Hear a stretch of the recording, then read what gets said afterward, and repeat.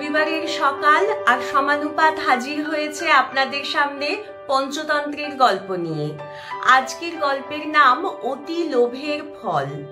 আমরা আগের দিন শুনেছিলাম যে বটগাছে একটি কাক দম্পতির বাসা এবং সেখানে তাদের দুটো বাচ্চা হয়েছে, কালো এবং মানিক।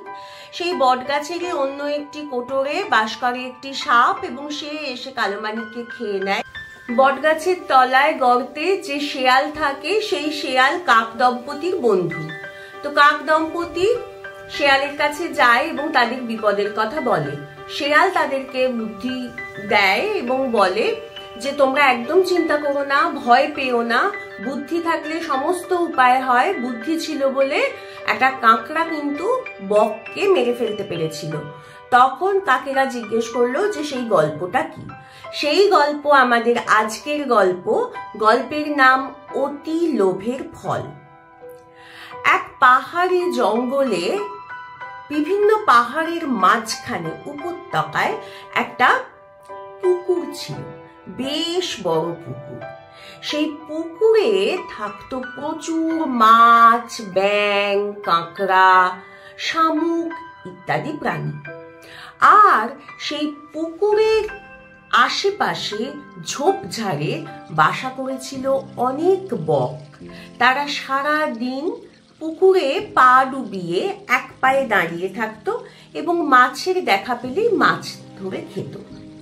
যেহেতু বিভিন্ন পাহাড় ঘেরা ছিল পুকুরটা, তাই বর্ষাকালে সমস্ত জল, সবকটা পাহাড়ের সমস্ত জল এসে জমা হতো জলাশয়টায়। তাই জলাশয় সব সময় জলে কানায় কানায় পূর্ণ থাকতো। জলাশয়টি এত বড় ছিল এবং এত জল ছিল তাতে, যদি 1-2 বছর বৃষ্টি নাও হয় তাও সেখানকার জল শুকিয়ে যাবে না। পুকুরের ঝোপে ঝাড়ে যে সমস্ত বকেদের বাস, তার মধ্যে একটি বক বেশ বয়স হয়েছিল, তার চোখে দেখতে পেত না, তাই খাবারও তার ভীষণ সমস্যা হচ্ছিল। একদিন সে তার মাথা থেকে একটা উপায় বের করলো। তো সেই উপায়খানা কি না, বক খুব সহজে মাছ খাবার একটা উপায় আবিষ্কার করলো, কোনো রকম পরিশ্রম ছাড়া। সে একদিন জলে নেমে অপেক্ষা করছে তার কাছে মাছ বা অন্য কোনো প্রাণী আসবার জন্য।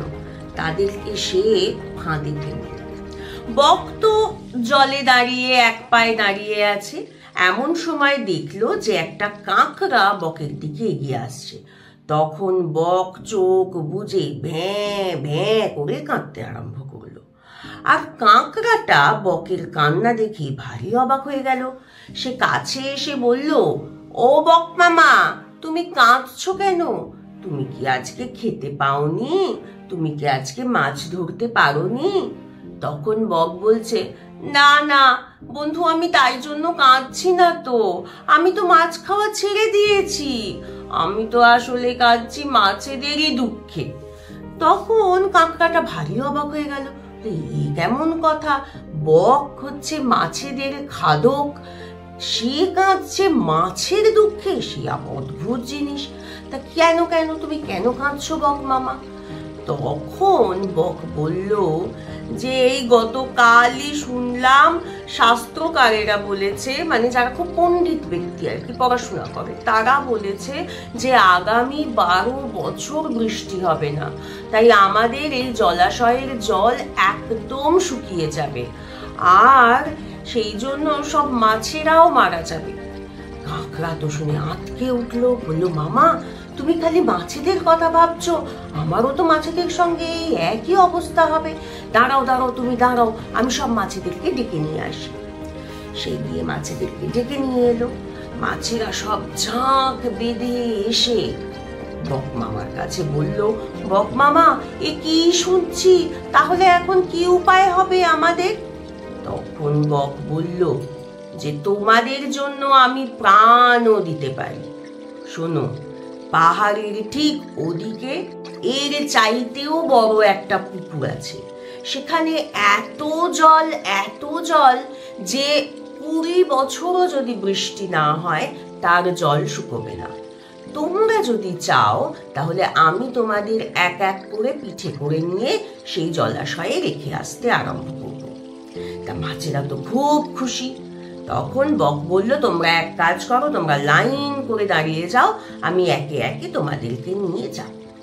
এইভাবে মাছ পার করতে করতে বকের দিন কেটে গেল, কিন্তু মাছের সংখ্যা শেষ হলো না।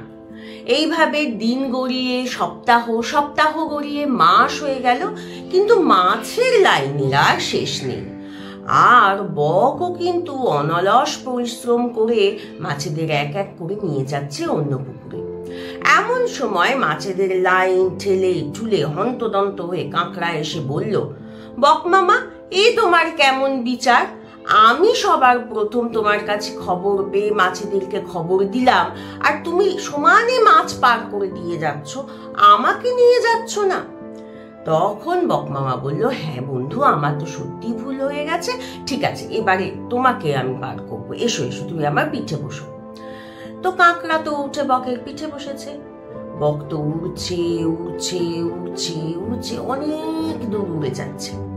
আর কাঁকড়ার মনে কেমন একটা ভয় হচ্ছে, কেমন একটা সন্দেহ হচ্ছে, কেমন একটা বুক ঢিপ ঢিপ করছে। কাঁকড়া তখন জিজ্ঞেস করলো, বক মামা, পুকুর কই? বক মামা বলল, পুকুর তোমার এই মামার পেটে, যার জল কোনোদিনও শুকোবে না। এতদিন মাছগুলোকে পার করার সময় তাদেরকে ধরে খেতাম, প্রতিদিন মাছ খেতে খেতে মুখটা একদম অরুচি ধরে গেছে। আয়, আজ তোকে খেয়ে আমার জিভের স্বাদ বদলাবো।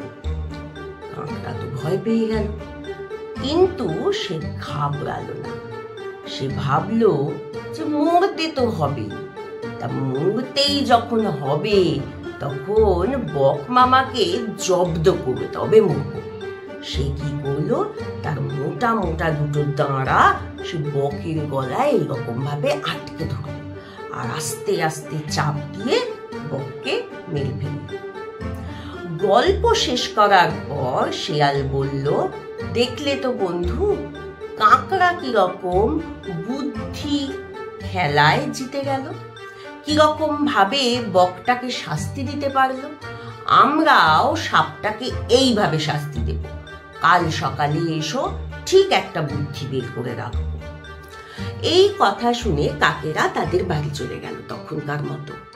কাক দম্পতি সকালবেলা তাদের শেয়াল বন্ধুর গর্তে আবার এসে হাজির।